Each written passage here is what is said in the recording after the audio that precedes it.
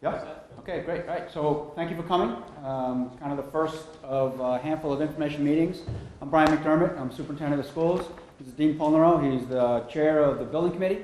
And we've been working together on this, 10 years or so. 20 years. It feels like it. Actually, about 2 years. Since I started to work here 2 years ago, you were involved in it before that. Yep.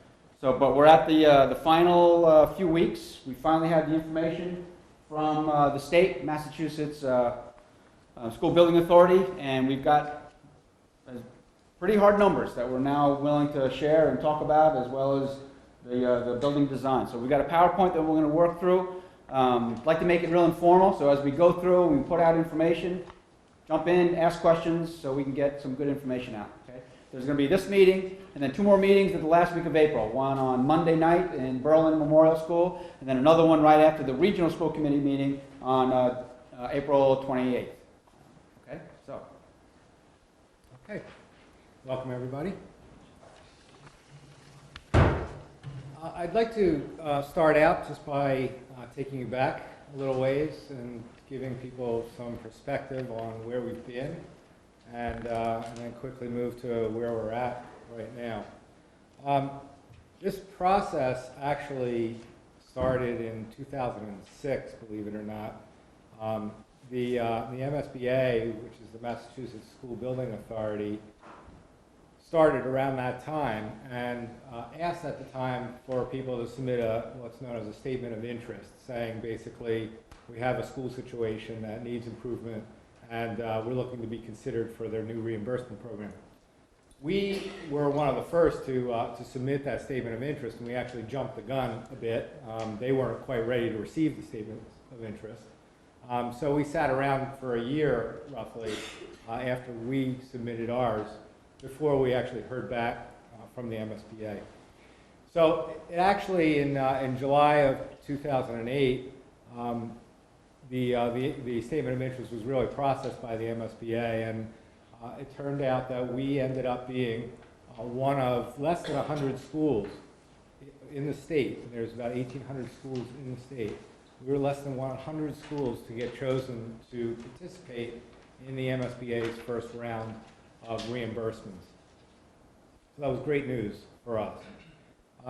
In that statement of interest was a lot of information about the current state of Tahanto, both from a maintenance perspective and an educational perspective, and also information about the fact that the school was on warning status with respect to accreditation with the NEASC, and that all of those factors played into the MSBA selecting us to participate in their program.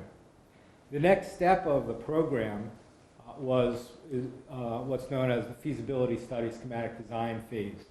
So once they accepted our statement of interest, they invited us to proceed into that feasibility study and schematic design phase after we approved the appropriated money as the 2 towns, Berlin and Boylston, which we did. We started the feasibility study. As part of that effort, we hired an architect. The architect's name, you'll probably hear it along the way here, is HMFH, which took us a while to get used to. Now I think we know it pretty well. And we also hired what's known as an owner's project manager, and their name is PMA. And together, us, the MSBA, PMA, and HMFH put together a pretty comprehensive feasibility study on the current state of Tahanto. It cost roughly $500,000 to produce that feasibility study and schematic design to get us to the place we're at today. And that was, as I mentioned, appropriated by the towns. And it was also, interestingly enough, and what's really important to note, is that it was also reimbursed at roughly half by the MSBA.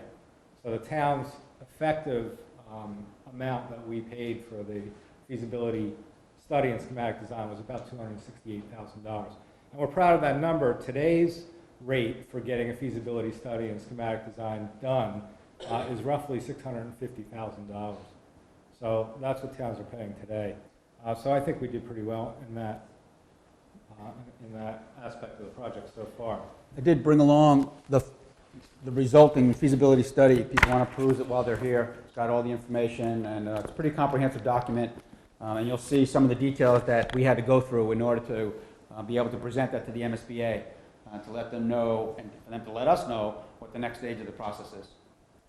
Yeah, so it's a very comprehensive study, and we undertook it not trying to have any preconceived notions of where this was going. So actually 3 different things were studied. One was a no-build option, which basically meant that we took a look at what it would take to just repair the facility and renovate the facility to take care of some of the glaring issues like the windows, like the leaking roof, the floors, the HVAC system, the science labs, things like that. What would it take to repair the building? That's known as the no-build option. A second consideration was a build renovate option, which not only repaired the existing infrastructure of the facility, but also added additional space to the facility. And then finally, we looked at new construction possibilities, and there were actually 2 proposed new construction possibilities studied, one on the east side of the site and one on the west side of the site. What we found as we did that feasibility study was that the no-build option would result in at least $20 million of repairs, if not substantially more than that. And the result would not comply with current building code, so it wasn't even clear that you could just renovate the building and repair what was broken. We would have to do a lot of code updates in order to get the building renovated. And it also did not take care of our educational requirements, meaning that the reasons why we were on warning status with the NEASC would not have been satisfied with that no-build option. The build-renovate option would have cost more than $43 million, according to the feasibility study. And the result of that would still have deficiencies with respect to the building and our educational program. So the new construction option appeared to be the most cost-effective, and it also satisfied all the educational requirements of the NEASC, and it allowed us to incorporate a lot of energy-efficient aspects and features into the building. So the MSBA looked at all of those options and decided that, as they are very sensitive, they want to make sure that the building is going to satisfy the needs of the district for the next 50 years. And that's what we've all been basically working for. And the new construction option appeared to do that better than the other options. One of the interesting things that happened when we went to the MSBA and we provided, actually at the very, very beginning of going through the feasibility study, the MSBA actually had identified several schools that they had in this mix of projects as they were assuming were going to be renovations or they were going to be brand new. And they actually had Tahanto on the renovation list. When you look at Tahanto, you walk in the building, it looks like it's well maintained, it looks like it's still operational, we're still running educational programs in it. And so they came in and said, this is a renovation project. The more work we did in the feasibility study, the more they learned about how much work would have to be done, as well as how far away the things that are in Tahanto right now are from the current educational requirements. MSBA is the one that actually decided we're not going to be able to get there for less money than a brand new project, as well as being able to design in efficiencies and put in green technology. So it was really the MSBA that had the decision to determine whether or not it was going to be a new project or a renovation, and they're the ones that decided you're building a new project. So in July of 2009, that was the word we got back from the MSBA. Yep. Is it appropriate to ask a question now, or do you want to complete your? No, feel free. Absolutely. So in 2006, the MSBA they were funding major renovation projects. Okay.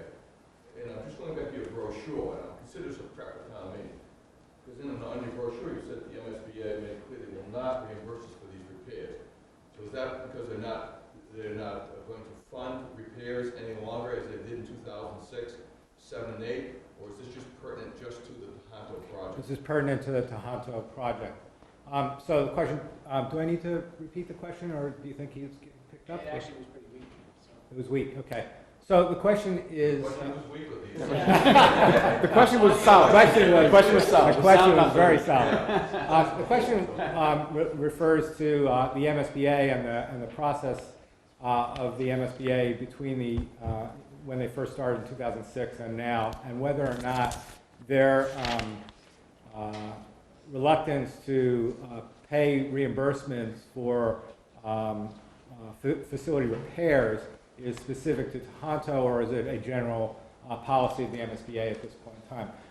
The MSBA started in 2006 as an organization, but it was the old SBA organization of the state that was actually doing financing of schools at that point in time. And it wasn't until we got into the process in 2008 and beyond that the MSBA actually is starting to feed money. They have basically subsumed all of the SBA obligations, and now they're starting to funnel their own money through their own program out.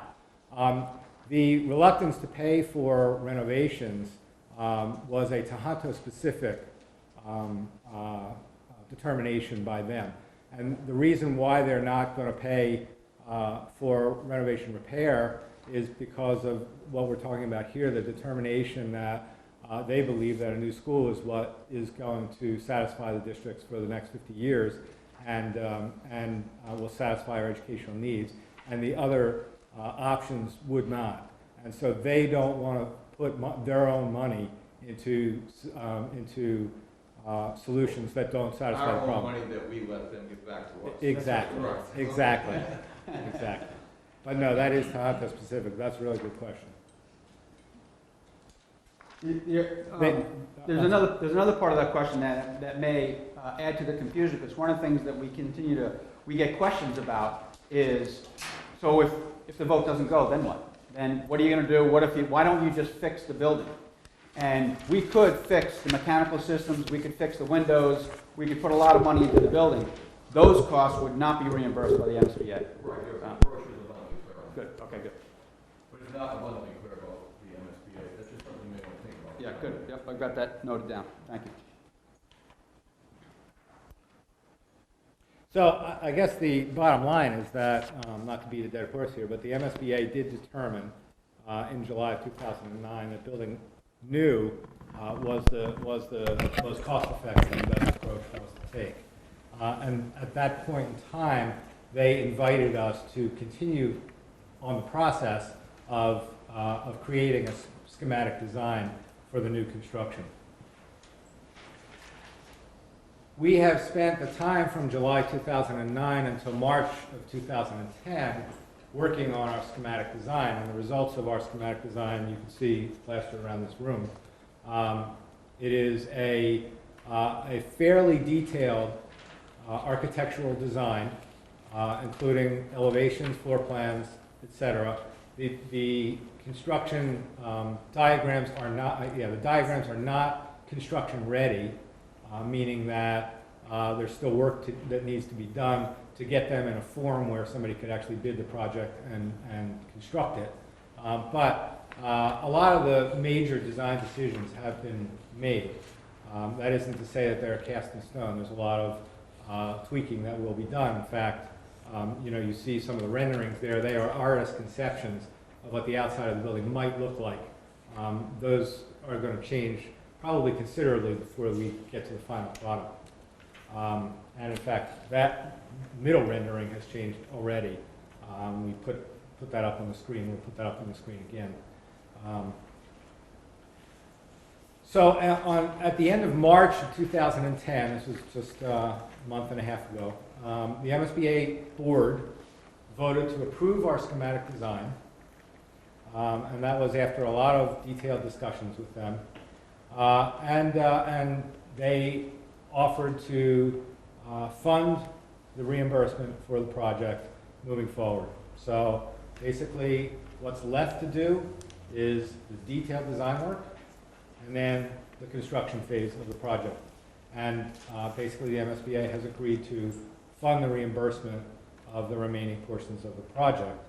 The next step for us, as Berlin and Boylston, is to approve the project in our town so that we can move forward. And that's where we are right now. One of the things that gets asked frequently is, what is the reimbursement rate? How much are they actually going to chip in? We have been working hard with them to ratchet that rate up. And as you may have seen, the reimbursement rate that we got in the feasibility study was 47.21%. Where we're at today is 5 points higher than that. We're at 52.21% reimbursement rate. And that's because, as part of the schematic design process, we were able to build in things like green technology features that awarded us some extra incentive points. We were actually able to prove that because we have maintained the existing Tahanto so well over the years, that that was worth a point incentive to us. That's important to the MSBA because it shows town commitment to the schools. And we also received a point for bringing the 6th grade up into the high school. So basically expanding the region. And the reason why the MSBA felt that that was an incentive, worth an incentive point, was because by moving the 6th grade up into the region and into the new high school, we take a lot of pressure off of this building and Berlin Memorial in the future. So we won't necessarily be going back to the MSBA to renovate these buildings anytime soon.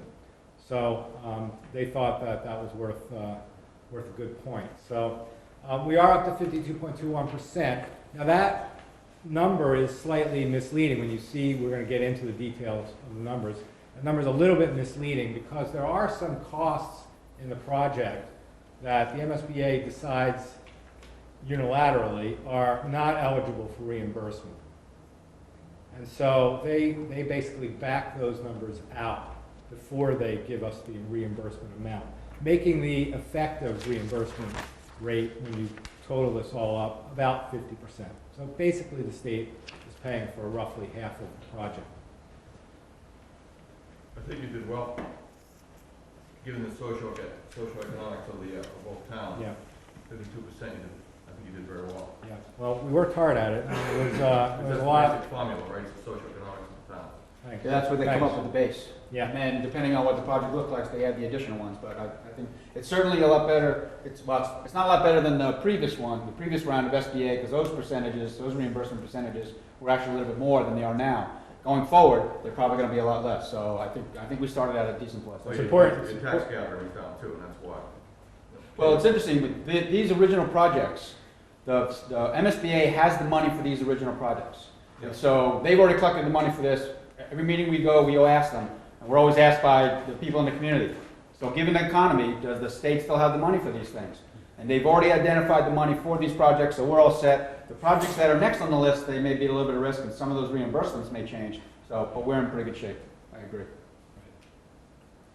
Right, and the reason why the old SBA rates were so much higher was because the way that was done was that the town had to foot the entire bill up front, and then the state would reimburse it sometime in the future later, and sometime in the future meant years later. So that the town was basically left holding the bag on interest payments for years, and that is no longer the case. So with the new MSBA, reimbursements happen as the costs are incurred. And we've already been shown that that works because we've already been reimbursed for our feasibility study and schematic design phase. So it does work well. We know that the process is going to get us our reimbursement money as we go. So I think that's a big deal. Just to note here, the towns will meet. Boylston will meet on May the 3rd in a town meeting to vote this issue. Berlin will have a special town meeting on May the 5th to vote this issue. And then both towns need to go to the ballot as well to vote, and that will be for both towns on May 10th. Okay? And we need to get majorities in all four of those meetings, all four of those votes, basically. The 2 town meetings and the two ballot votes. Okay, so at the town meetings, it's not a 2/3? So a simple majority. It's a majority because it's actually the region that's borrowing the money. So if any of the towns are borrowing the money, then you have to have a 2/3 for debt exclusion, but the region is actually borrowing the money, and then the assessments are passed on to the towns. So it has to be a majority in both cases. Thank you. Okay. As part of working with the MSBA to get them to approve the schematic design, we had to spend considerable amount of time with them talking about the space plan of the building. Basically, how is the building laid out? How efficient is the building? How many classrooms does the building have relative to the student population? The MSBA bring out the student population based on a lot of calculating where different spaces are relative to other spaces. Are there any landlocked rooms, for example, where people have to teach an entire day, or students have to sit an entire day without any windows? They were very adamant that we don't have any of those. So anyway, a lot of back and forth had to occur, and the net result was that our building is slightly bigger than the MSBA guidelines, about 5,000 square feet bigger than the MSBA guidelines would suggest. But the reason for that is that we are a middle high school, and we're the first middle high school that the MSBA is working with. And the fact that we have basically a school within a school means that there are some efficiencies of space that don't quite work, and we end up having to have a little more space required than a typical high school would. So they were fine with that. We end up with 21 classrooms, 10 in the middle school, 11 in the high school.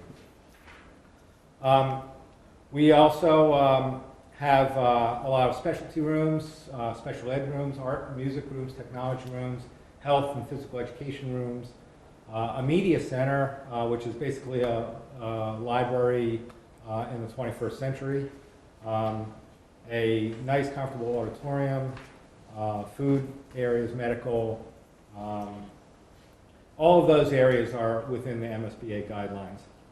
And so the total net square footage of the building is about 82,000, close to 83,000 square feet. That is net square footage. That doesn't take into account the width of the outside walls. And when you actually look at the gross square footage of the building, we're at about 126,000 square feet. Okay? And when you say middle school, high school, you're from here on in always referring to 6 through 12. That's yeah, correct. Right? Okay. That is correct. Just one kind of anecdotal thing about our experience with MSBA. A lot of districts and communities have had kind of a nightmare experience with MSBA. They've really had to struggle. They've really been having a lot of difficulty because MSBA, initially they were very much by the numbers. They weren't really thinking about education. They were really thinking about, so what are the numbers in the guidelines, and you got to match our guidelines.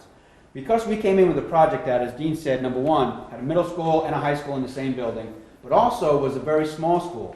Their guidelines are really driven by student populations of 900 and above. So we've got a population of 580, 560 actually. So their guidelines, there were so many things that we had in our buildings that didn't fit into their guidelines. So for example, in a school, in a high school or middle school, you have to have a gymnasium at a certain size. So then when you take the size of our building, because they do it by the total square footage, we end up with a gym the same size, but then we lose out on the rest of the square footage around the areas in the classrooms. So we really had to work hard with the MSBA to make sure that they understood, not only are we a small school that your guidelines don't fit, but we're a school within a school that your guidelines don't fit. We have one administration for both of those programs, administrative areas, where typically in other communities, if in two different buildings, you'd have two separate administrative areas. So they actually worked pretty well with us, and they were able to accommodate a lot of the things that we wanted to do. It was funny, there was one meeting that we went to, it was kind of the tail end of the plans that we were providing. And Mary Bicchetti, who's the Director of Capital Planning, one of the really key decision makers at MSBA, she was looking through the plans, and we were trying to argue for a couple of the spaces that we really felt strongly in. And she came up to, at the meeting, she said, you know, the one thing that I just don't understand is you need more space for the teachers. We didn't know how to do that. But wait a second, MSBA is telling us we need more space in the plan. So it just shows that they really understood who we were and what our needs were, and that we were kind of an odd entity going into the guidelines. So our experience has actually been pretty good with MSBA, and we hope that that relationship continues. So that's been pretty good so far. So, yeah, sure. Because of the amount of students you have, you said 585? 560. 560. 560. Wow, that's small. 6 through 12. 6 through 12. Now, Yes. all the rest of the regionalization options with other towns, is that considered to be a dead issue now? Well, it's probably never a dead issue, Yeah. but certainly right now there are no plans to think about adding additional communities for this project. We think that this school, middle school, is 6th, 7th, and 8th grade, and the 9th through 12th grade, we've got a good sized population, we can manage it, we've got a good number of staff. So at this point, we're not thinking about partnering with another district in order to take advantage of this building. Okay. Can I ask another question about, we were talking about what about student growth? If this project does go, and we end up absorbing all the numbers we were just talking about at the previous meeting to this, have we factored in those increase in private school, homeschooled, vocational school kids, all the ones who charter school kids who may actually come back into the system? We've already. It's a great I question. assume you already have. I just want to hear more Yeah, no, about it. it's a great question. It's actually related to another question that we get all the time. Are you building this? Typically Tahanto has had somewhere between 80 and 100 school choice students. Mhm. And so the other question that's related to that one is, are you building? These are coming in, school choice coming in. Thank you for that. So a lot of people say, well, are you building this building for school choice students who are coming in from other communities? And the answer to that is, no, we're not. We're building them for the students who are Berlin and Boylston. And we actually think, from a financial perspective, we actually have to bring those school choice numbers down. Because right now, we're spending more on educating that total number of school choice than the money that we're bringing in. So we think the number is somewhere around 50 or 60 students of school choice. Then we would already have the staff, and the students that are coming in can fit into the program without adding staff, without adding facilities. So we actually have a strategy of bringing those numbers down and allowing room for the Berlin and Boylston students to remain here. Okay. So we do have we thought a lot about that. We wanted to make sure we were I knew building you had. I for just the wanted Berlin to and know. Boylston students. Yep. Another part of that answer is on the building side. We actually worked hard to make sure that we're building a building that has some, room for growth. So that we are roughly in the, 10%, feel good. We think we can accomplish what we need to, even if population grew by 10% with the existing building. And then over and above that, we have built segments of the building that are expandable fairly easily, and you'll see that in some of the diagrams, up to an additional 8 classrooms, which is a very substantial amount of classrooms. So we think that we're pretty good. We took it seriously to build this for the next 50 years. We think that the guys who sat in these rooms 50 years ago and built the current Tahanto really did an amazing job. And that school has served a lot of people well, and including my kids. And we feel like we want to return the favor and want the new one to last another 50 years and have people talking well of this new building. So, we wanted to grow with the towns. Bill, do you have a question? Well, it was just related to how much overhead or excess space is being built into the school. Can I answer? Rebecca, did you? I just wanted to comment and ask if, ideally, if our students return back into the new school, we can absorb them by accepting fewer school choice students. So we are building for Berlin and Boylston students, and we can accommodate them through our school choice numbers and by managing that. Next. I assume you don't have a lot of students going out school choice. We did. Yeah. We fully have about 30% of the school-age eligible students attending charter, choice, private school, Assabet. Yeah. I mean, Aspect of that home. doesn't count. But It does, because. Well, you know what's interesting It is, true. Assabet, we have, so across the two communities, we have about 50 students that go to Assabet. What I mean by that is that that's a separate vocational issue for a separate different kind of program. Well, but let me finish the point, because we firmly believe that that program is ideal for an awful lot of students. We're not so sure it's ideal for all 50. And we think that a lot of students, the ones that it's not ideal for, are not going to Tahanto because of some of the facility issues. They're going over there for technology. There's no reason why we shouldn't be able to provide a kind of technology program that they get in Assabet. Whether if it's a trade, Assabet is perfect for that. It's a great program. We're more than happy to make sure they connect to that kind of program. So for a lot of students, it's a good program. But for a lot of students, we're not so sure that they're going there for that. It's because of the facility. So we are taking that into consideration. Okay, so what would be a good idea if we go through the highlights of the building itself and show you the floor plans in more detail and the different areas in the floor plan that are interesting. So, as we mentioned, it's a school within a school concept. That means that we are accommodating both the middle school and the high school in one building. And the idea is to try and keep them fairly separated. To that end, at least one of the things some people may say sort of symbolically, but I think actually functionally as well, is there are two separate entrances to the building. They're very near each other at the front of the building, but they take kids to two completely different spaces, one for the middle school and one for the high school. And you also notice when you look at the floor plans in a little bit more detail that the middle school entrance is also very close to the child care area. We have a child care. Is this the first one? Yeah. This is it. So if you look right here, Child program. right, the early childhood program, so kids can walk. What? It's child development, not child care. Thank you. Child. Yes. Child Good development. clarification. You know, those parents can walk right in here and right into the room. So, so this is the middle school entrance here. This is mostly the middle school here. And this is the high school entrance, and this is the high school wing out here. And this is Mike Barker, the principal of Tahanto. Hi, everybody. Thought I'd stop by and see what's, I guess, I have one more question. Last year, there was some entertaining of combining the preschool programs between Berlin and Boylston and Tahanto. Does this plan accommodate any of that continued discussion? It certainly, one of the things that we talked about was whether or not we wanted to actually bring all the preschools into the new building and design it with enough space.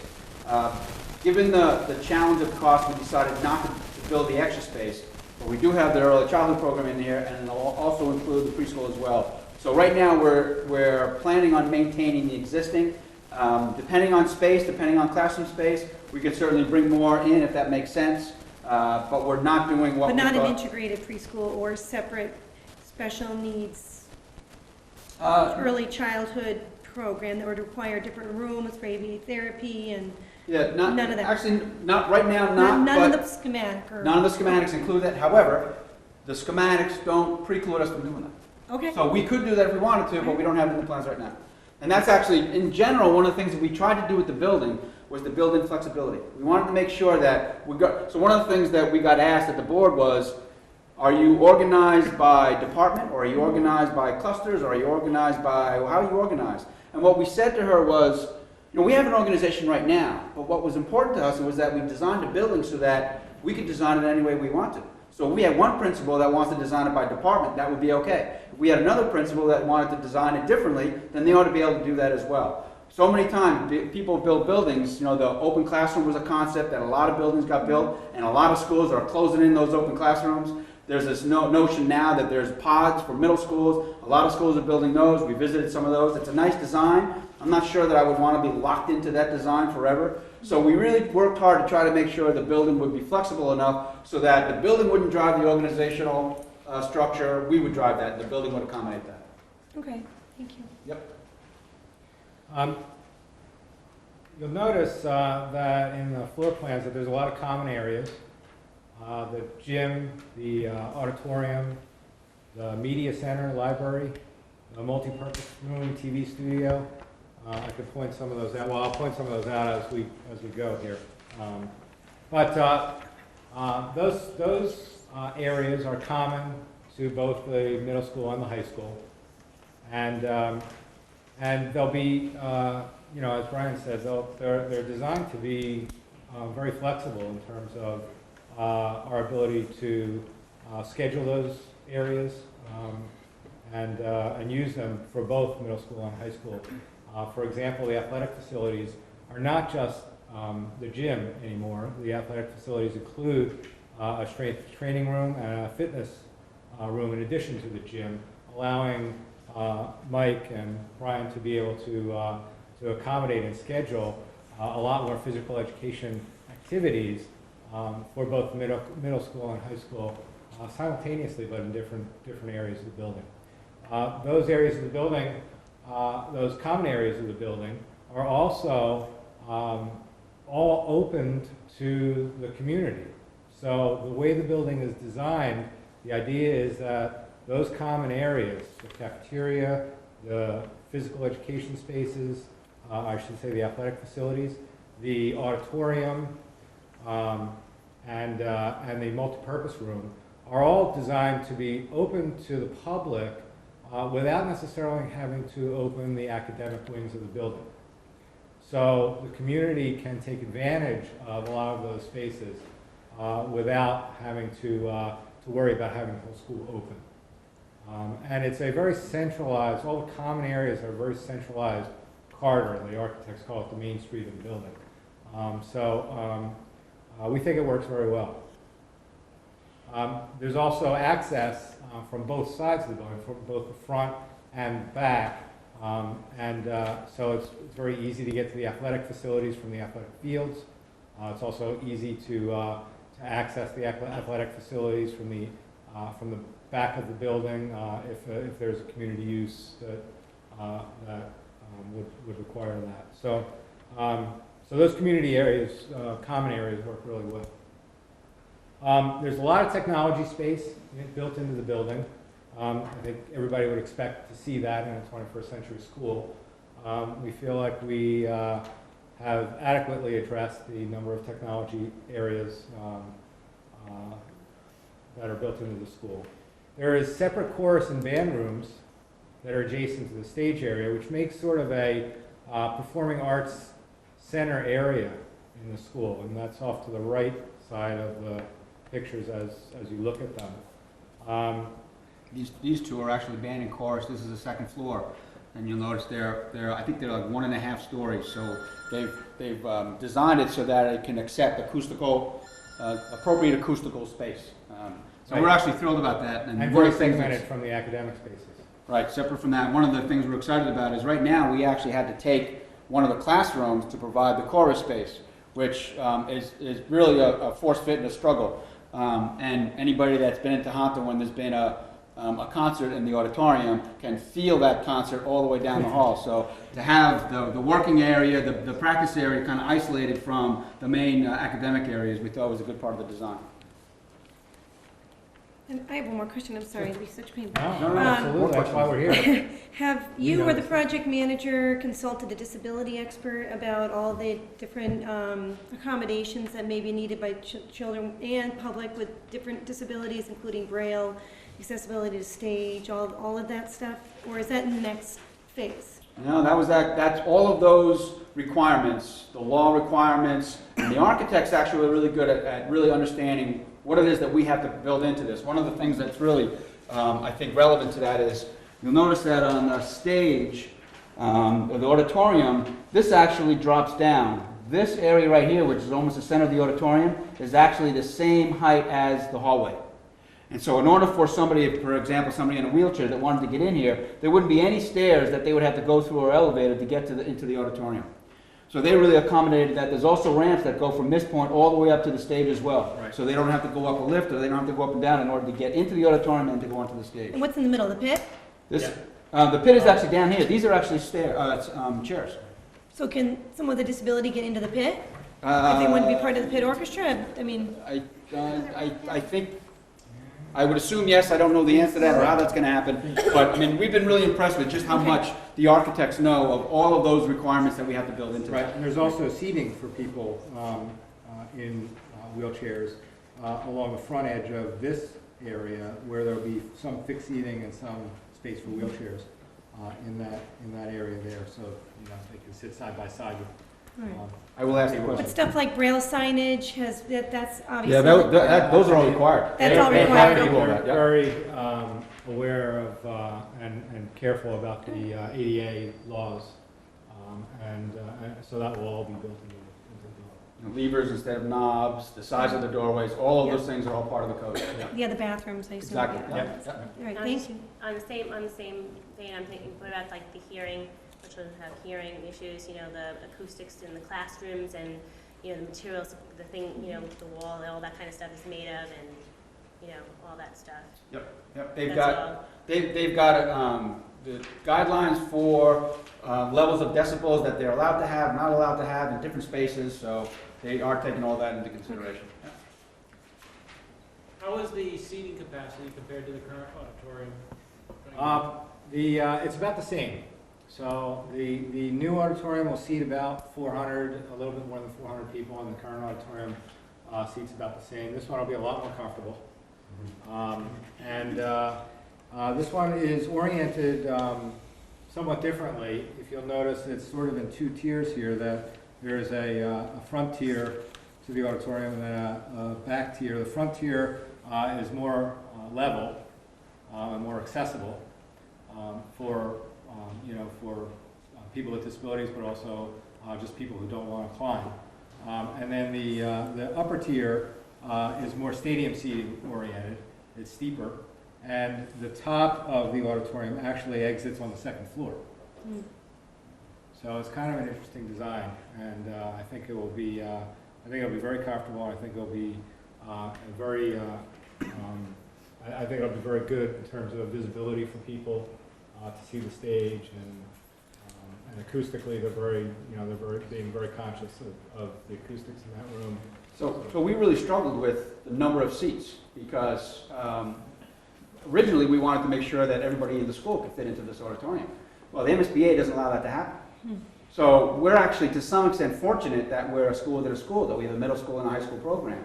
And it's actually rare throughout the year that Tahanto wants to have a program for both middle and high school. So we can fit the entire middle school, we can fit the entire high school. So that actually will work pretty well. We can fit the entire school in the gymnasium, if we ever wanted to set up chairs. We're not quite sure how that common area, how that's all going to work. We think there's going to be enough room there for everybody, but we're not quite sure about that, but certainly gymnasium. But the other thing is that we know that, let's say we have a town meeting that there are lots of issues, and so there are lots of people that are going to show up. Well, we fit them all in the auditorium. But one of the things that we're certainly going to have is we'll have the technology to be able to take whatever is happening in the auditorium and display it into wherever the overflow is, whether it's the gymnasium or the common area as well. So we're going to accommodate for that. So for the few times that we need the entire school, we'll probably set up the gymnasium. But most of the time we'll, and it also says a lot about our being able to really focus on middle school, us focus on high school. And we definitely have an auditorium that will fit both of those programs fully, which we're actually pleased about. There's another space, the multipurpose room, which is right here. So this is the auditorium. Multipurpose room is right here. Also a large space that can accommodate overflow, and also that will be technically linked to the auditorium. I assume you'll AC it, right? What's that? It'll be AC? AC? As Air conditioning? Yeah. Complicated answer to Why that. didn't you expect? It won't be AC, but the temperature will be able to be managed as if it were. It'll feel like it's air. It's actually one of the green technologies that we're getting credit for. It's called It's, air displacement, I think, is the technical It's process. a pretty interesting technology. So very briefly, here's the notion. You heat a room, where's all the heat? It's up there. So what they're talking about doing is actually, when you need heat, you displace the hot air up there with air that goes up and you push the hot air down. Same thing in the hot temperatures, when you want to cool it down, you make sure that the air is replaced all the time with air from the outside or from the cool air. And so the technology actually allows you to maintain a level temperature of whatever it is you want, 70, 72 degrees, without having to actually have AC units.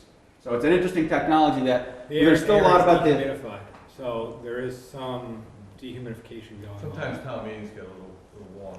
Yes. Oh, well, yeah, absolutely, yeah. absolutely. So it'll be interesting. There's still a lot of decisions to be made about the HVAC, but that's one of the technologies that we heard about that we thought would make sense. You've been wanting to ask a question. As far as technology in the classrooms are concerned, I know Boylston and Berlin both have smart boards in their rooms. I would imagine this would have that plus, like, you know, as Yeah. far as projection, computers, and all that kind of stuff. Absolutely. You know, it's interesting. The decision about the interactive whiteboards is going to be a challenging one because that technology is moving really fast. So right now, you still have an interactive board. You've got a data projector. You've got to connect it to a computer. You still have the calibration issues. Certainly within the next 5 years, those interactive whiteboards are going to be touchscreen, and you won't have the projectors. So we got to be careful of when we make the decision about when we buy that technology. So we are paying attention to that. We absolutely want that technology to be in the hands of all the teachers. I have one other question about the auditorium. Sure. Is that a good setup for a theater program? I mean, I know we do some theater stuff at Tahanto now. Is the stage the same size? Is it bigger? Is it like... You're going to love this compared to Tahanto. Not only is the stage a lot bigger, there's places for you to store sets and equipment and a whole variety of things. So There's dressing room. it's a legitimate performing arts And auditorium. the stage is much wider than the existing Tahanto stage. Yeah, just, well, they're talking about air conditioning of the gymnasium or the auditorium. Are the classrooms themselves going to be air conditioned, or is it still within, like you said, the air displacement? That technology, the proposal that we got was to use that technology across the entire building. So we're anticipating that we'll be able to maintain the heat and cool for every single classroom, every single space through whatever that technology is. Something else that I learned from this process that's being described by the engineers and the architects is not only does it do the cooling and the heating, but it fully exchanges the air. So you're trying to avoid also this sick building syndrome, because currently our heating and cooling, you're keeping the same air in here, but it actually exchanges the air and gets the germs out, but traps the heat, or traps the air that you've cooled, and maintaining your temperature, but actually changing the air molecules and the germs that are trapped inside the building. So it's a full exchange of air, but trapping of the temperature that we've expended energy to maintain. So it should end up with a healthier building at the temperature we want, and it's looked on as one of the green technologies that actually increased the amount of reimbursement that we're going to get from the state because we're adopting a green technology to maintain the heating and cooling of the building. So the state won't allow any growth in the auditorium above what it is right now? I mean, we're so tight over there, whenever we do anything, it seems not to be adding capacity is a mistake. The state, we really wrestle with that. Yeah, But the state actually, their guidelines say 2/3 of the students. That's as big an auditorium as you can build. So there are communities that are building a single program building, a high school or a middle school, and their auditoriums can't fit their one program. So to some extent, we're fortunate that we have two. The state was not gonna bend Yeah, on in that. fact, I think we are a little bit large in terms of seating for what the MSBA guidelines suggest. Not by much, but we're a little bit large. Okay. Our impression is that it's going to feel bigger than the current one because of the square footage that the guidelines now say for each seat, for the aisleways and a variety of other things. The number of seats will be about the same, about 400.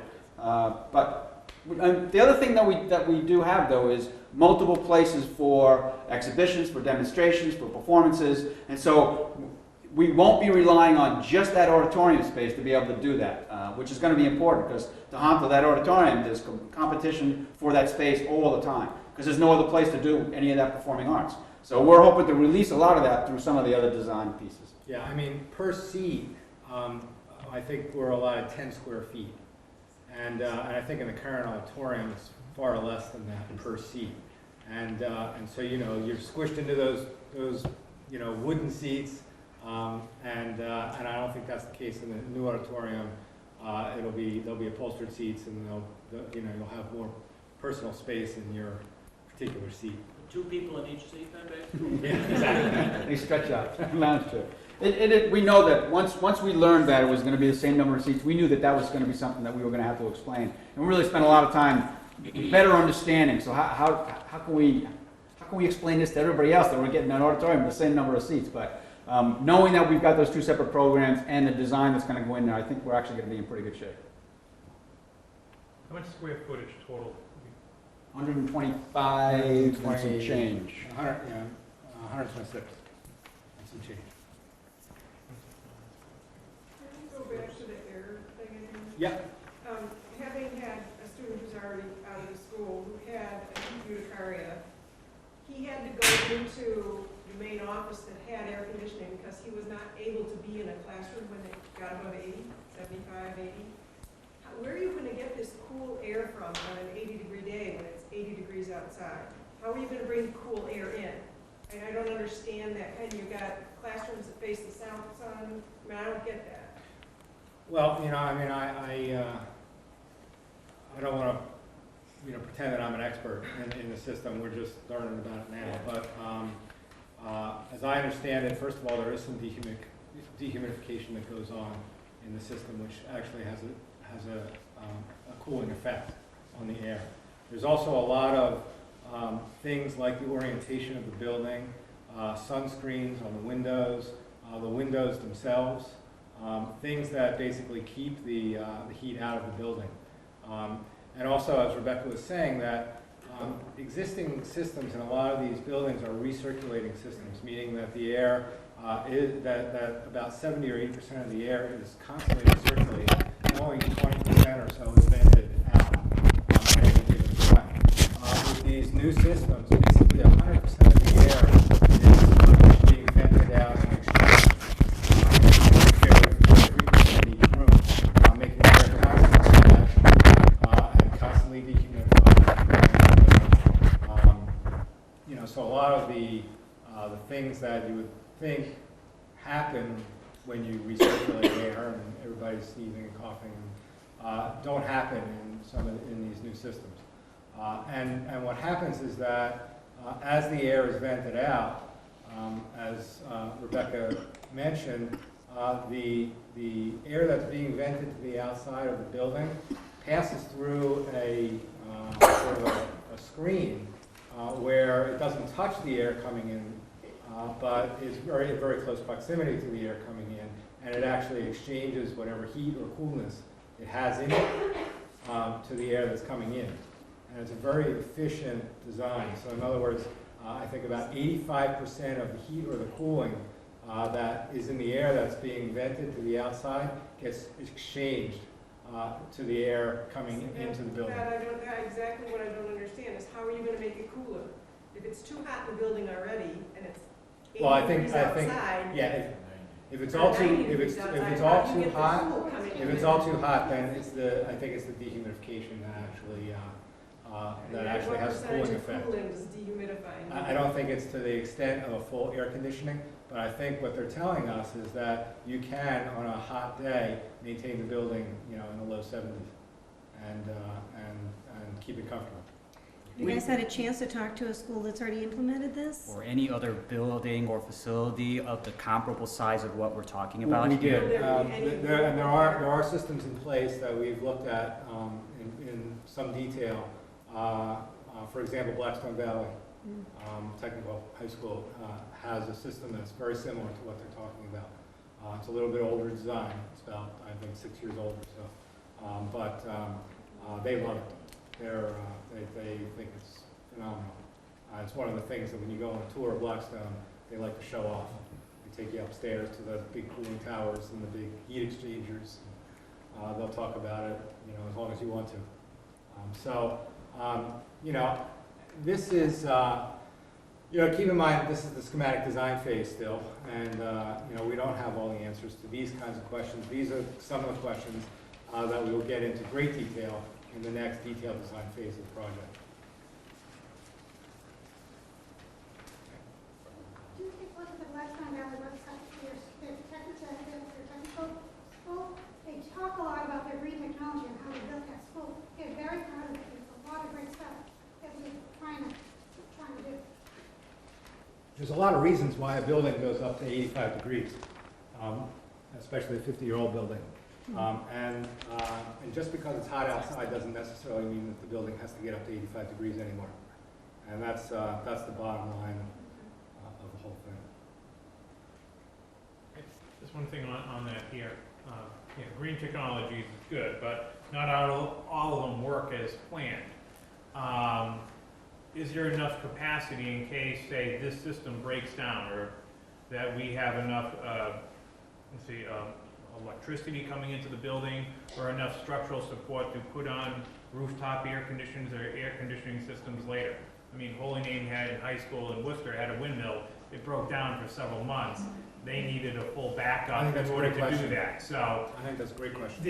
did the architect on here put that, because it's all well and good, but there has to be a backup plan structurally in this building on the roof or whatever. Has that come about? It has not come up as an issue, but it will now. We'll be asking that question. I think it's a great question. And just to be clear, the particular system that we're talking about, we got a presentation from the engineers that talked about this system as one of the possible solutions.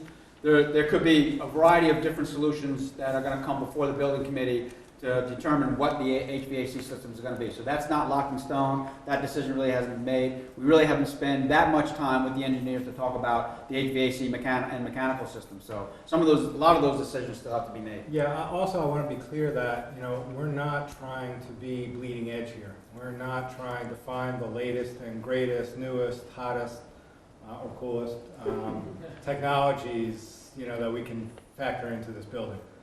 We're looking for something that's progressive enough to take us for the next 50 years, but also something that's been tried and used and proven, and that has a fairly good track record before we incorporate it. We have looked at some number of green technologies that just don't work for our building. They may work for some other buildings, but they will not work for our building. And it's nice to be able to wave the green flag and say, yeah, we did everything green and everything that we could is green in the building. But some of the technologies are just are not appropriate for certain buildings, and we're not going to just incorporate them for the sake of incorporating them.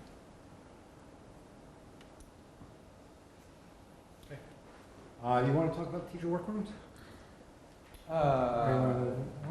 We can. What? Let's move it along. Move along, okay.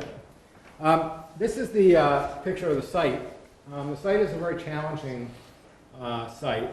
It's fairly small for what we're trying to do. Unfortunately, in the middle, smack dab in the middle of it, is a watershed protection zone that has to do with the reservoir. This is where the current building is. Current parking lot. So if you look at that center section that's got nothing in it, there's a reason why it's got nothing in it. That is the watershed protection zone. We are not allowed to touch it. We're not even allowed to grade it. It is something that is just basically off limits to us, even though a portion of the existing school footprint is in that watershed protection zone. So the school itself actually is on the east side of the site. It is where the current varsity baseball field is. And then to the further east of the building, you'll see that there will be a softball field and a soccer field. Where the existing parking lot is today, a lot of that existing parking lot will remain as the new parking lot. And then in addition to that, there'll be a curved parking lot that you see up on the left there, which gives you a little bit better proximity to the major athletic fields on the west side of the site. Those fields being soccer fields, a varsity baseball field, and the track with another soccer field embedded in it. A lot is crammed in to the site. We feel very good, and the athletic director of Tahanto is actually on the building committee, so he had a lot of input into how many fields we actually need, how the fields are used. So we feel pretty good that we packed all this in, and think it works pretty well. The building itself is about in the only place that it could be. If you'll notice that there is a small access road around the entire building. That's necessary for fire equipment, and it's also very handy for deliveries and things like that. And you'll notice that that road just fits before we're touching the watershed. Along the front edge of the site, there is also additional watershed protection zones, so we can't intrude a lot on the area along Route 70. One good thing is that we have expanded the bus loop and the parent drop-off loops at the entrance of the building. The bus loop accommodates many buses, many more than is accommodated today. And the parent drop-off loop is very separate and very close to the main entrances. Just to get a visual of where the high school is now. Right there, so that's where, okay. Okay, and then you can see where the new parking lot is laid out. That's where the existing parking lot is as well.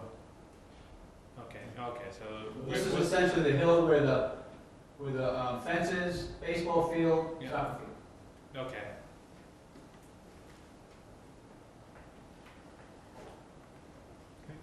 What's going to happen, while you're building this?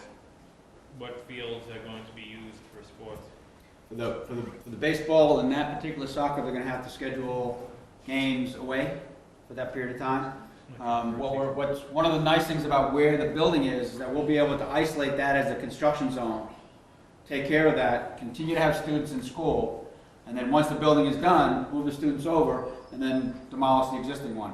What we're not so sure about is just how far down the road we're going to get, and whether or not it's going to be a tight schedule, and whether or not we're also going to impact the games that go on the fields behind the current school. We're hoping that that demolition happens during the summertime. If that waits and then it has to happen after the school starts, then we've got some issues with those fields. But right now we're hoping that it's just the baseball field and the main soccer field that we're going to have an impact on. And hopefully for just one season. So that's the goal.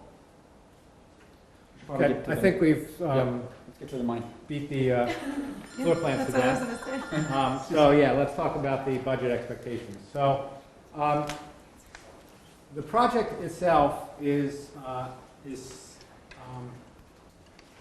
slated to cost $43.9 million.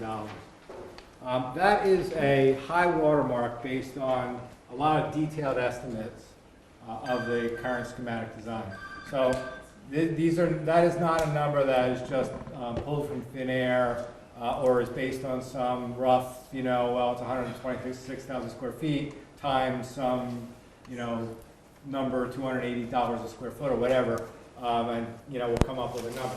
That number, that $43.9 million number, is the result of a very detailed estimate based on the schematic designs, which are very complete with respect to being able to figure out what this stuff will cost. The 43.9 number is a high watermark number. By no means are we looking to spend that much. We would be very happy to see it come in substantially less than that. But that is the high watermark number that the MSBA has approved for this project. So it's basically, think of it as a not to exceed number. That number gets substantially discounted for what, in terms of the town's obligation. So $500,000 of that number has already been appropriated, has already been spent, and has already been reimbursed as part of the schematic design process and feasibility study that we've already been through. From there, if you consider that, as we mentioned before, the MSBA considers some of the costs to be ineligible for reimbursement. What that is, a big chunk of that is that they will not pay for site costs over and above a certain cap. And for rural schools like ours, they often exceed the cap. So it works well for city schools, it doesn't work so well for rural schools. And we get hit with about $3 million that is ineligible as far as the MSBA is concerned for reimbursement. So that leaves us with 43.9 minus 500 minus $3.2 million. And then if you apply to that our 52.21% reimbursement rate, you come up with a number of $21 million that the MSBA is willing to reimburse us for the project, leaving the town's obligation at $22.4 million. Okay, now again, these are hopefully high watermark numbers. We're hoping not to exceed these numbers, and we're hoping to improve on them. But if that's where we're at, then this really tells the story. The total project cost is $43 million. The state share of that is $21 million. The Berlin share of that is $7 million. And the Boylston share of that is $15 million. So effectively, what you're getting is for each town, for Boylston, you're getting access to a $43 million building for $15 million. For Berlin, you're getting access to a $43 million building for $7 million. The state's paying 21. And the state's paying 21. It's a pretty good deal. Christie, question? Well, I'm waiting. Okay. I'm wondering, are you going to break this down a little further? $15 million over how many years? How much is it per thousand for the tax? I mean, what people really want to know at this town meeting is how much more is their taxes going to go up per year, per $1,000 of it? That's what they want to know. So that's what I'm looking through all this stuff going, where is it? All right, well, so let me respond to that. So as you see at the bottom, a team from both the district and both towns, that would be the treasurers, finance committees, the district treasurer, and financial consultants are all at work right now taking a look at these numbers and trying to figure out the best borrowing options for the two towns. So we don't have those numbers. We don't have those numbers. Thank you. I'm again. We're just a lowly building committee. All right. So we don't have those numbers yet. Those financial people will have suggested numbers at the town meeting to talk about.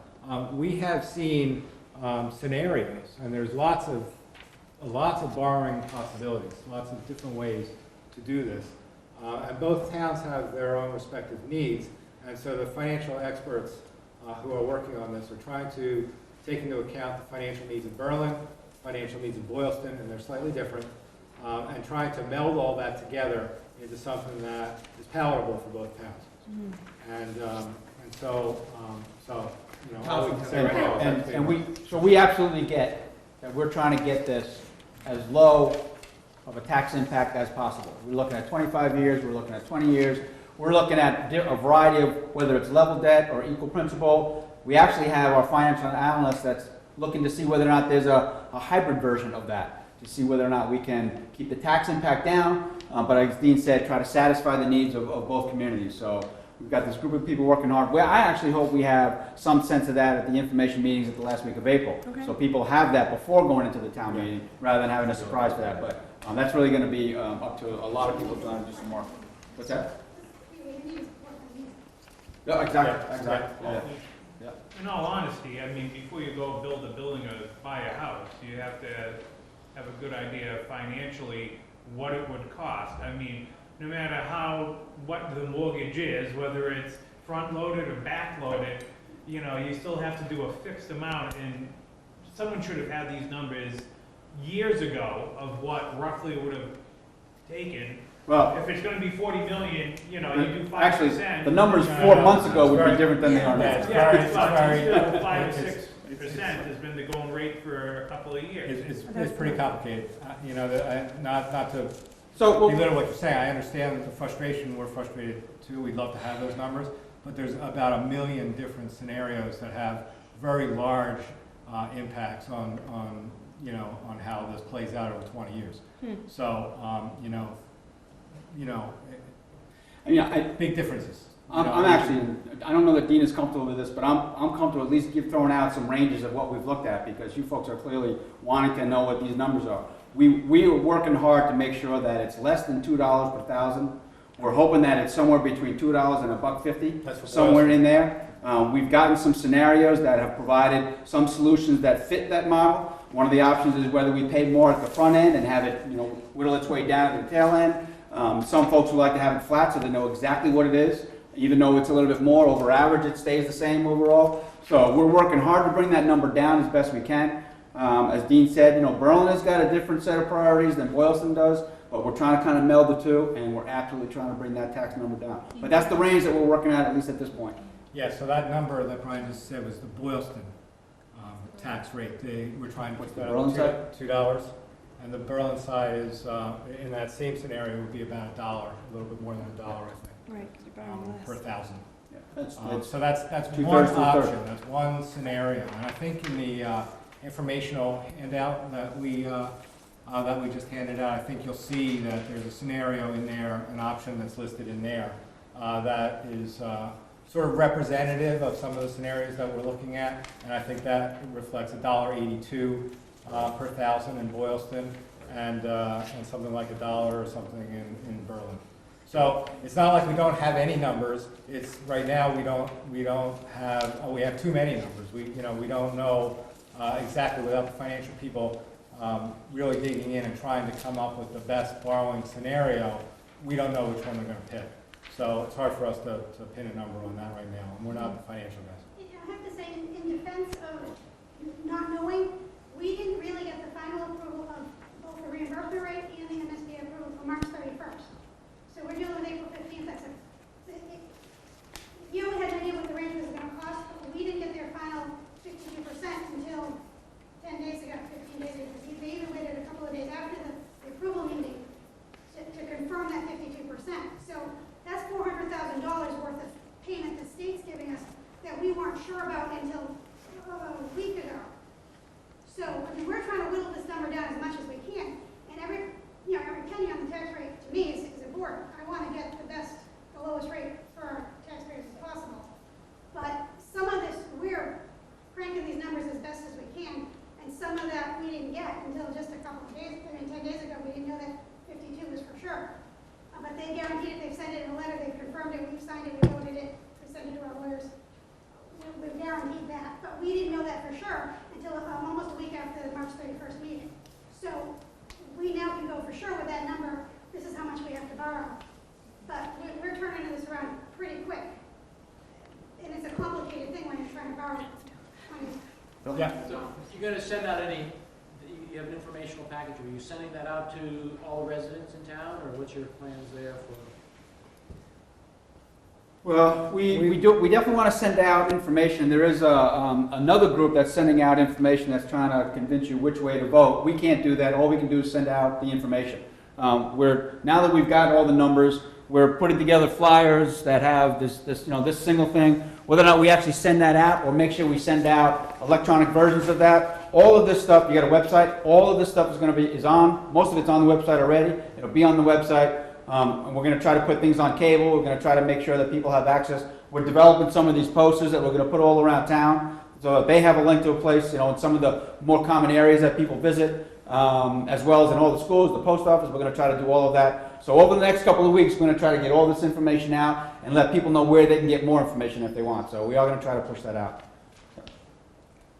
SBA now, are they still reimbursing as you go along when you Yes. submit bills versus the old days where you had to wait to the end? Absolutely. So they're still doing progressive reimbursement? Absolutely. Okay, and FinCom, are people aware of that too? Yeah, they are.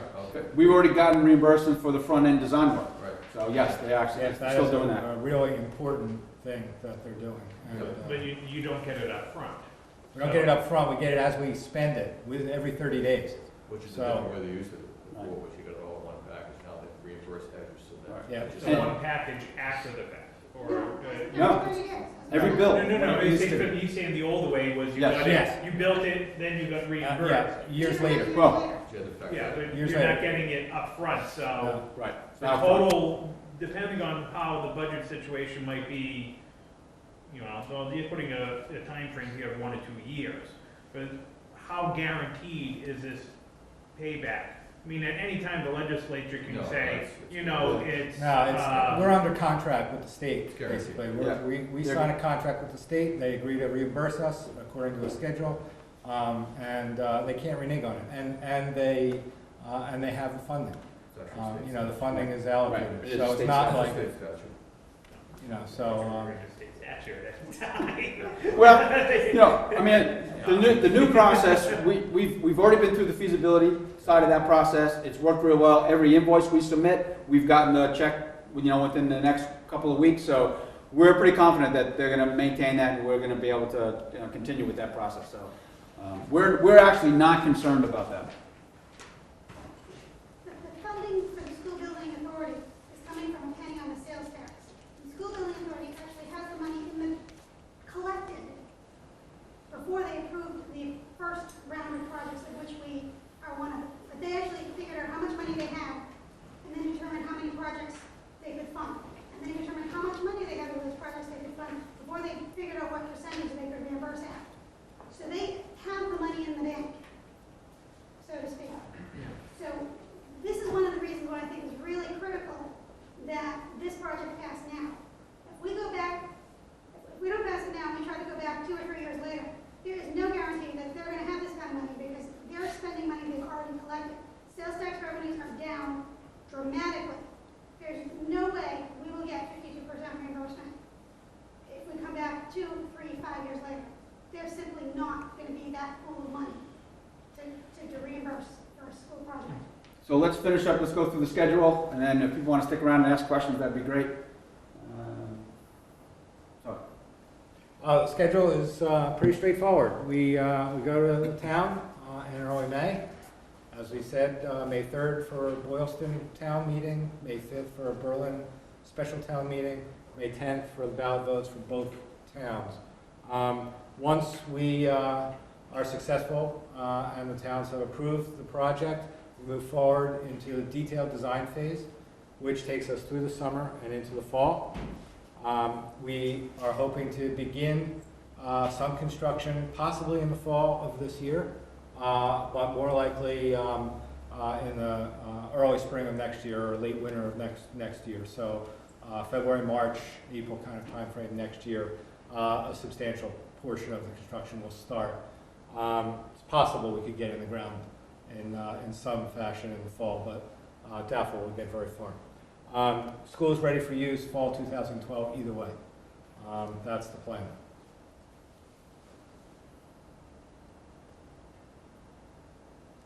Okay. If no one else has to, because I had to watch the kids, came in a little bit late. Just some thoughts here that haven't come up in all these other meetings. Well, first of all, the last informational meeting, I thought you gave a figure of between 30 and 35 million for the total. Now it's up to 43. What brought that cost up? Was it was it something unexpected? Is it a design that, oh, this would be a good idea, let's add it? But people are going to remember that figure from 6 months ago, and now it's up, 20%, 25%. Yeah, as time has gone on, when we were talking about the numbers early on, we were hoping that it was going to be 30, 35 million. We were working hard to keep it under 40, and now you're absolutely right, it's creeped over that 40 million mark. When the towns were first asked for the feasibility study, that was 250,000. And as time went on, that ended up being 500,000. So as time goes on, you learn more about it. All the information that we were providing to you, we were getting from the architects and the engineers. So at that point, those were the numbers that we were provided in terms of estimates. The more work that they did, the more that we talked about the building. The numbers that they provided us, those are the numbers that we gave to you guys. For a long time, we were still hoping this was going to be under 40 million. It got to a place where the building committee, we actually had to make a hard decision about, do we hold the line and make it a less than $40 million building, or do we put into the building the things that we want? We actually had to pull some things out that we really would like to have had, but it just was going to continue to bring that cost up. So it was probably a matter of just us not knowing enough about what the building is actually going to cost. And now this is the reality. The estimators have gone out and they've told us this is what the building's going to cost. And the per square footage costs have gone up as well over the course of the time since we were talking about this a year ago or 9 months ago. I would not say that accounted for all of the increase, but it accounts for some. And you know, and just the refinement of the numbers is really, is what, you know, when we were saying those numbers, they were very preliminary, long before we had any design in place, long before we were in front of the MSBA talking about our space planning. So, you know, they were best educated guesses at the time. And you know, and certainly these numbers are much more refined. I want to be clear that there is nothing, in my opinion, in this building that is, you know, extravagant or you know, over the top, or you know, something that you know, is a major luxury you wouldn't find in other schools, or is something that we, you know, didn't identify as part of our education program as really being a requirement. This is what the school costs, and for us to, the decision that we made as a building committee was, you know, to keep it under the arbitrary $40 million limit meant cutting a lot of square footage out of the building, and in order to get the difference between 43 million and 40 million, you have to cut a lot of square footage out of the building, to the point where you start scratching your head and saying, you know, well, are we really getting a building that we can use, and a building that we, you know, that will satisfy our needs for the next 50 years? And, you know, at some point you say, well, why are we building it? So we decided that, you know, the building costs what it costs. We feel confident that we took every precaution to make sure that the costs were contained, and we think that that the end result will make people happy and satisfied, and that's where we are. And you want that higher number from MSBA. You want that. That's desirable for the town to go for the higher number from MSBA, because you haven't gone out to bid. Absolutely. So when you go out to bid, then you'll know what your numbers are. Absolutely. So it's the town's best interest to go for the higher number through MSBA, because after that, you can't go back. That's correct. You don't, that doesn't mean you have to spend it. Right. And there's but no you have question. to authorize. You know, I can't get up here and say that we think that this is going to be cheaper than the number that we're touting here. But I will say that built into these numbers is a lot of contingency planning for situations where materials costs go up or construction costs go up. You know, there's a lot of those kinds of things built in. There's a lot of conservativeness built in to these numbers. Again, I'm not going to say that it's going to come in cheaper. There's also, as everybody knows, in every construction project, surprises that we haven't accounted for yet. That's why those contingencies are there. But, you know, we're always going to be looking for opportunities to bring that number down and back in line with where our original off-the-cuff estimates were. So it's not like we're done. We're just getting started. Do you have any analysis, like the cost per student seat and how it compares to other towns? Cost per student seat. Well, I mean, how many students will be in the school and how much, That's you a good know? question. Don't know. I know, I can tell you that, I can't tell you per head, but I can tell you that our per square foot costs are are on the low side of average. So I think we're in, you know, again, we're not building an extravagant building. I mean, you have a low head count, so I mean, you have systems you have to have no matter how many heads you have. But Right, yeah, you're exactly right. It'll be interesting. I mean, we'd have to find middle high schools in order to get an apple-to-apple comparison, because the high schools are required to do, and actually, a lot of the guidelines that were used were mostly high schools, and then we had to kind of retrofit because it's a middle and a high school. So we compared ourselves to middle schools, we would be high. We compared ourselves to high schools, we would be low. So we'd have to see if we can come up. It's an interesting question to see whether or not we can come up with something that can compare us. We'll see what we can do. I think it's a good question. They have a certain amount per student that you can spend on FF&E, furniture fixings and equipment. But that's kind of a standard number, so I don't know that would help. But I'll see if we can come up with something like that. That would be interesting to see how we compare. And also once we get the final numbers for the school, then you just do what the school budget is for the year, you know, cost per student. Yep. High school, you know, many school systems do, and you can compare that by stuff. Right. Yeah, well, yeah, I mean, the whole per pupil expenditure thing is a whole different, but, I mean, just take the total amount of the project with the total number of students, and then, you know, get that number, and then, can you find similar kinds of schools, and can you, well, I don't think Yeah, it's- it's I don't know. not quite an easy I don't know. apples to Yeah, comparison. I don't know. Maybe some constituents. Yeah. There aren't a lot, you're basically getting 2 schools for the price of 1. Right, well, that's why I say you have to have a middle high school. You can't compare it to the middle school that built in Shrewsbury. Because they didn't have to, as a middle school, they didn't have to build in some of the expensive things we have to build into a high school. Right. I mean, they're really two different types of science labs, 2 different types of stuff that middle school in Shrewsbury didn't have to build. So if we're just Right. building middle school, we could have built a much cheaper building.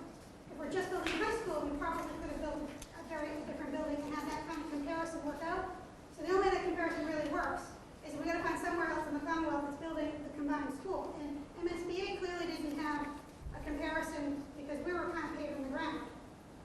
As, you know, as we were going through this, their approval process.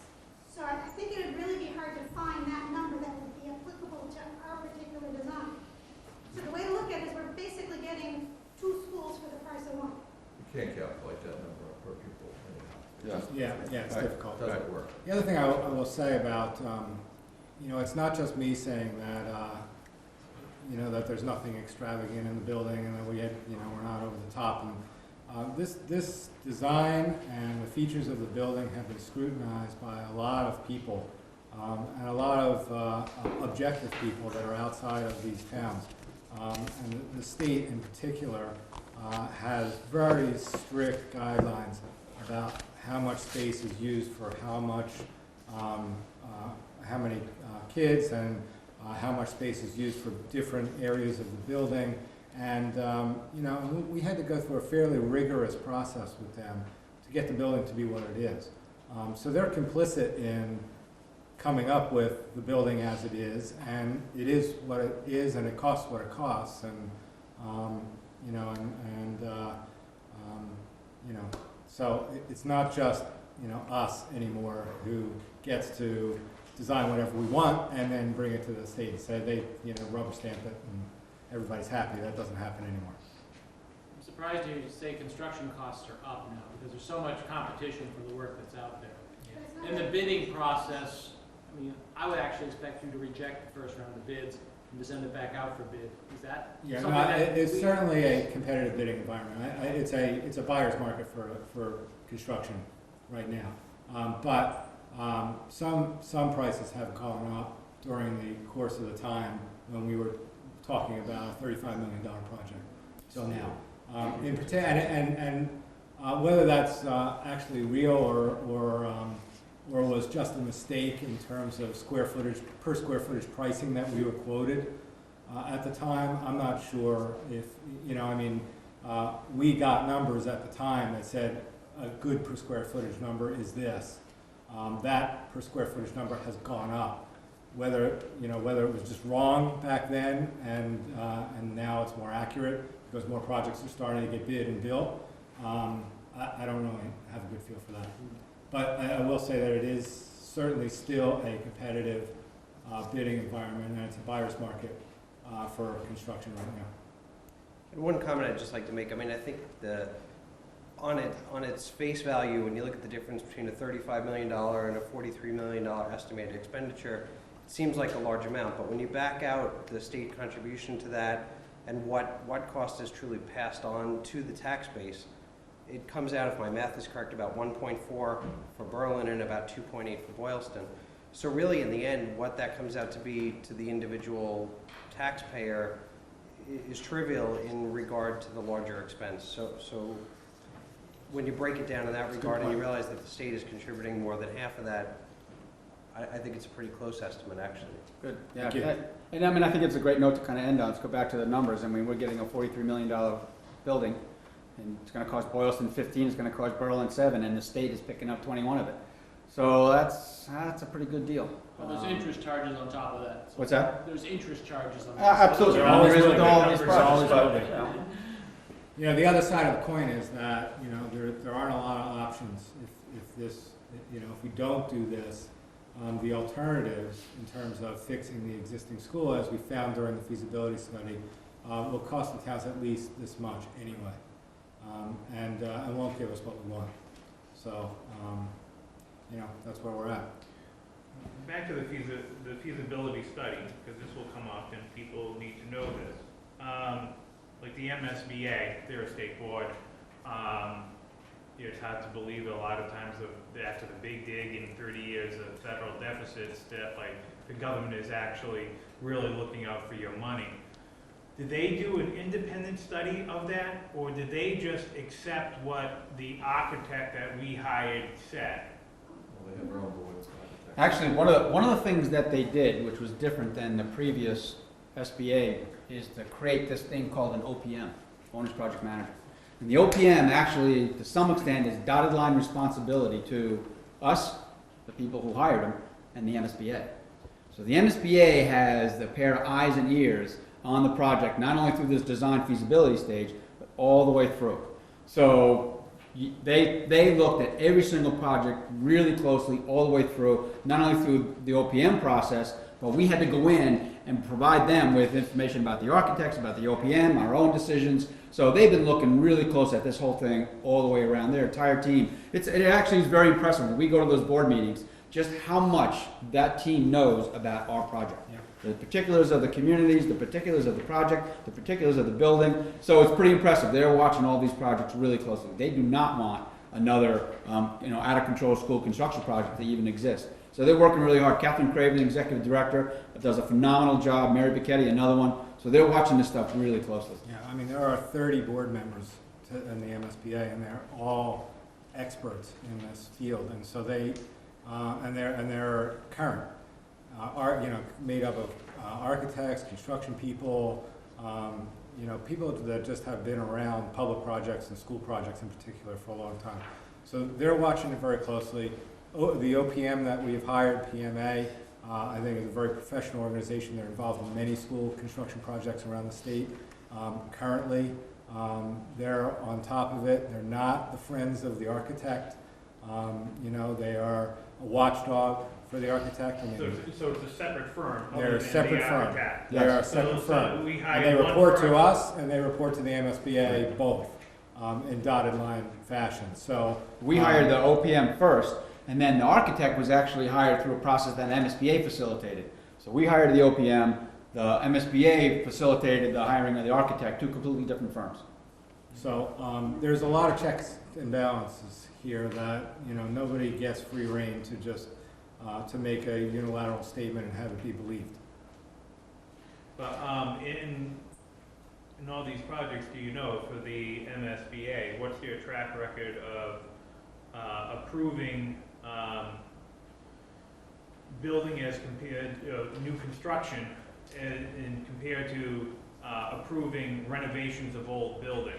How lopsided is it? Is it 50-50? Is it 99% it's all new Well, construction? I'll say right now the MSBA is approving a lot more new construction than they wanted to. Yeah, they're not happy. And that they are renovation because of all the new codes in the construction. So they're not approving. They're approving more new construction than they really wanted to. There was something else that you were asking then. Basically, renovations getting to be too expensive because of things like new seismic codes, things like that are requiring that that if you touch a building, like for example Tahanto, and replace windows and replace roofs and things like that, you have to bring them up to code, and to bring them up to seismic code means doing foundation work. It means reinforcing walls, means opening up walls, reinforcing a lot of the brick exterior walls. It's tremendously costly. And so what they're finding is that buildings that they thought could be easily renovated end up being more costly than just building new. Having said that, they've turned some communities down from building brand new buildings. Because some communities, they had a school building that worked fine, and they said, well, our enrollment doesn't fit, so we want to build a new building. The MSBA said, I don't think so. Figure out what you're going to do with that building first. There were some other projects that they came forward, want a brand new building. They went in and said, you're going to renovate that one because there's nothing wrong with that building. So they've had those kinds of conversations and have actually changed the direction. I don't know what the mix is. Yeah, I think what I want to do is kind of bring the meeting to a close. For those folks who want to go, can go. Anybody that wants to stick around, continue to ask questions, we're more than happy to stay. But so consider the meeting closed, but we'll keep going. We can keep running the cameras if you want to, but I don't want to hold people that want to kind of head out, so. Thank you all for coming. Thank you very much for coming.